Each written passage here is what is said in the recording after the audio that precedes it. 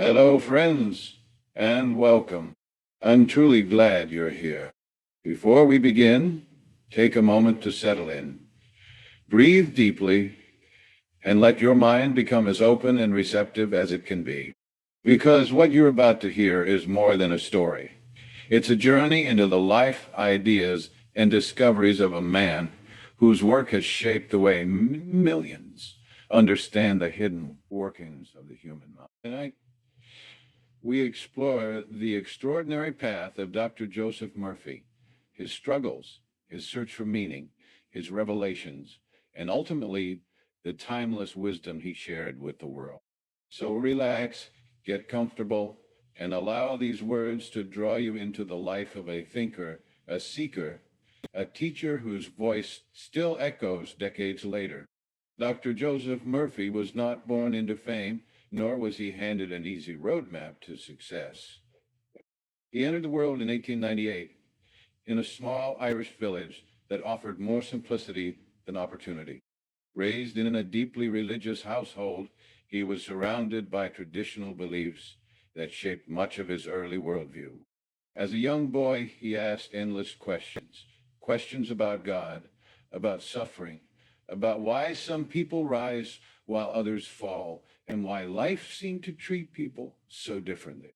These early questions, though simple, planted seeds that would eventually grow into one of the most influential philosophies of the 20th century. His early life was structured and disciplined. He was encouraged toward the priesthood and began training accordingly, yet something inside him felt restless. He did not reject spirituality. If anything, he longed for a deeper, more universal version of it. But he sensed that the answers he sought weren't confined to one tradition. His mind wandered toward the mysteries of human consciousness, healing, and in the unseen forces that shape our life. But at that stage in his life, Ireland felt too small to contain his curiosity. As he entered adulthood, the world around him was changing. Opportunities began to grow in places far from home, especially in America. And so, fueled by ambition, curiosity, and a desire to explore more of life's truths, he made the bold decision to leave Ireland behind. With little money but a great deal of determination, he boarded a ship to the United States, an act that marked the beginning of the journey that would eventually impact millions. Once in America, Murphy didn't immediately step into the world of self-help or spiritual philosophy. He trained in pharmacy and worked as a chemist, immersing himself in science and medicine. It may have seemed like a practical career choice at the time, but this period would become deeply important to his future work.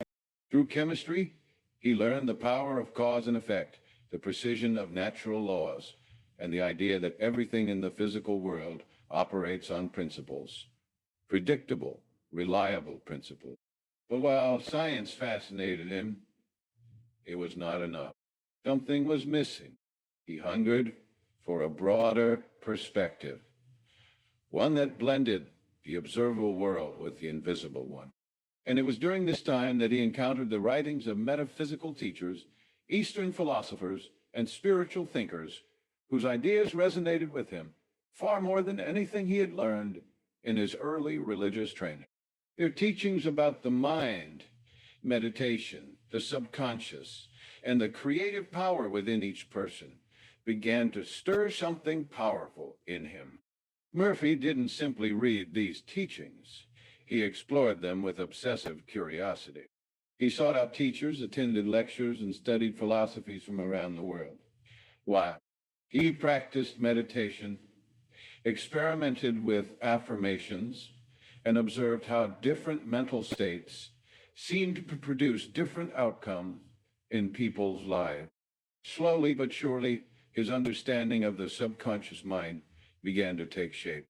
As he deepened his studies, Murphy found himself drawn toward the spiritual organization known as the Church of Divine Science. There, he connected with like-minded thinkers who blended spirituality with psychology, science, and ancient wisdom. He studied under mentors who encouraged inquiry rather than obedience, exploration rather than dogma. For the first time, Murphy felt he had found a framework broad enough to hold the truths he had been seeking since childhood. It was during these years that he developed his core belief that the subconscious mind is a creative, powerful force, one that responds not to hopes or wishes, but to beliefs and repeated thought. This idea fascinated him. The subconscious, he believed, was like fertile soil. Whatever you plant in it, whether fear, doubt, joy, or faith, will grow, and the results will appear in your experience.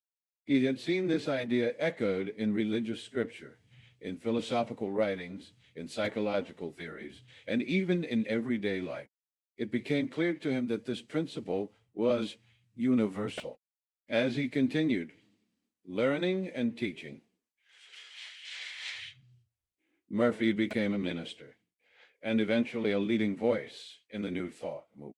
He spoke at the Church of Divine Science in Los Angeles, drawing enormous crowds. People came not for entertainment, but because something about his message made sense. His voice was calm, deliberate, confident. He spoke with the conviction of a scientist and the warmth of a spiritual guide. People left his talks feeling uplifted, hopeful, and empowered. He wasn't preaching miracles. He was teaching principles. He wasn't promoting blind faith. He was explaining how the mind works. And for many people, his teachings offered clarity they had never found in religion, medicine, or psychology alone. But his greatest impact came through his writing. In 1963, he released the book that would change everything, The Power of Your Subconscious Mind. Little did he know that this book would become one of the most widely read self-help books of all time, selling tens of millions of copies and continuing to influence readers even decades after his death. The book was simple, not simplistic, but simple. Murphy avoided complicated academic language. Instead, he wrote in a way that anyone could understand. He told stories, shared examples, and explained profound concepts with everyday language. His message was consistent. Your thoughts create impressions on your subconscious. Your subconscious expresses those impressions as circumstances. Change your thoughts, and you change your life. People found this idea liberating. For the first time, they felt that their lives weren't controlled by fate, luck, or external forces. They could take responsibility for their inner world, and by doing so, shape their outer world. Murphy shared techniques that have since become foundational in the self-help world.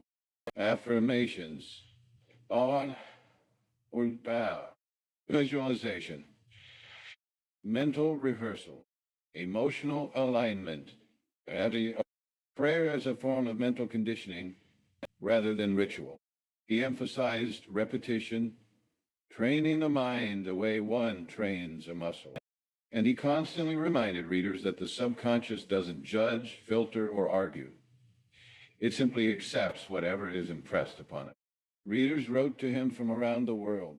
Many shared stories of healing, financial breakthroughs, restored relationships, and inner peace. Others found comfort during crises or clarity during confusion. Murphy answered countless letters with patience and compassion, offering guidance to individuals from all walks of life. To some, he was a teacher. To others, a spiritual mentor. To others still, a source of hope when they needed it most. But despite his success, his life was not without challenges. Murphy faced criticism from traditional religious groups who felt his teachings were too unconventional. Skeptics accused him of oversimplifying complex ideas. But Murphy did not argue. He continued teaching, writing, and sharing his message because he believed deeply in the power of the subconscious mind. And he believed that every person had a divine spark within them, an inner potential waiting to be awakened. Throughout his life, Murphy continued to write prolifically. He authored dozens of books exploring healing, wealth, spiritual laws, success, relations, and the infinite intelligence that he believed guided all of creation. Each book was an expansion of the same central idea. You are more powerful than you realize. Your mind is a tool, a force, a connection to something greater. And once you learn to use it properly, your life transforms. Murphy traveled, lectured, and taught until his final years. Even toward the end of his life, he maintained a sense of humility and gratitude. He believed that his work was not about him, but about universal principles that anyone could learn. He often said that he was simply a messenger, a student of the laws that govern the mind and spirit. Dr. Joseph Murphy passed away in 1981, but his legacy has only grown. His ideas continue to influence authors, teachers, therapists, and spiritual seekers. Modern psychology has caught up with many of the principles he taught decades earlier. Today, neuroscientists talk about neuroplasticity, cognitive restructuring, and the power of belief. Concepts that echo Murphy's teachings almost perfect. The world has changed, but human nature has not. People still seek meaning, healing, purpose, and peace. They still struggle with fear, doubt, and limitation. And they still find hope in Murphy's message. Change your thoughts, and you change your destiny. Your mind is always creating. Choose wisely what you feed it. The power is within you because it has always been. As we reflect on his journey from a small village in Ireland to the global stage, we see a man who never stopped learning, questioning, seeking truth. We see someone who blended science and spirituality, reason and faith, the seen and the unseen. And we see a teacher whose words continue to guide countless people toward a fuller, richer life. Tonight, as you listen to this story, perhaps you feel a spark within you, a sense that you too have untapped potential, that your subconscious mind is waiting for new instructions, new beliefs, new visions of what is possible.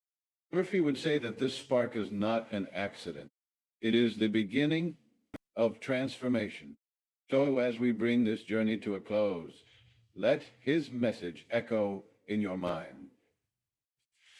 You are the architect of your future. Your thoughts are the blueprint. Your subconscious is the builder, and your life is the structure that emerges from what you choose to believe.